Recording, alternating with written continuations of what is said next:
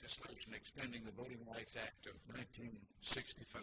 Yeah, that's Ronald Reagan back in 1982, which is important to remember today as Congress debates the SAVE Act, which would suppress those very same voting rights that Reagan spoke about all the way back in 1982. Citizens must have complete confidence in the sanctity of their right to vote. Your vote is equal, your vote is meaningful, your vote is your constitutional right.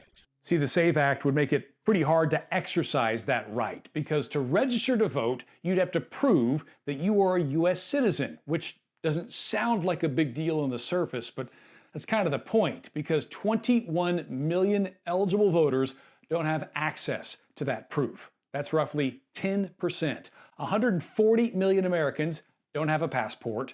1 in 10 don't have access to their birth certificate, and 69 million women have taken their husband's last name, which means their name wouldn't match the name on their birth certificate, which would make them ineligible to vote. This act ensures equal access to the political process for all our citizens. In addition, the bill extends for 10 years the protections for language minorities, Americans of Mexican descent, Black Americans. This measure is as important symbolically as it is practically.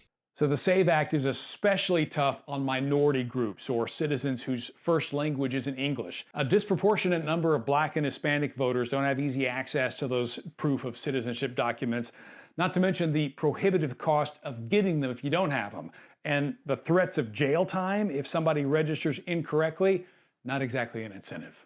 President Eisenhower said, "The future of the Republic is in the hands of the American voter. But with this law, we make sure the vote stays in the hands of every American."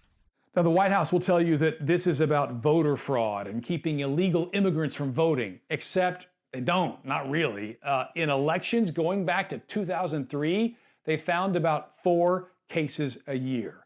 4. And all of them were caught and prosecuted because it's already illegal for non-citizens to vote. And you don't have to look far to see what would happen if the SAVE Act was enacted into law, because Kansas has its own version of this legislation that blocked 30,000 people from registering to vote.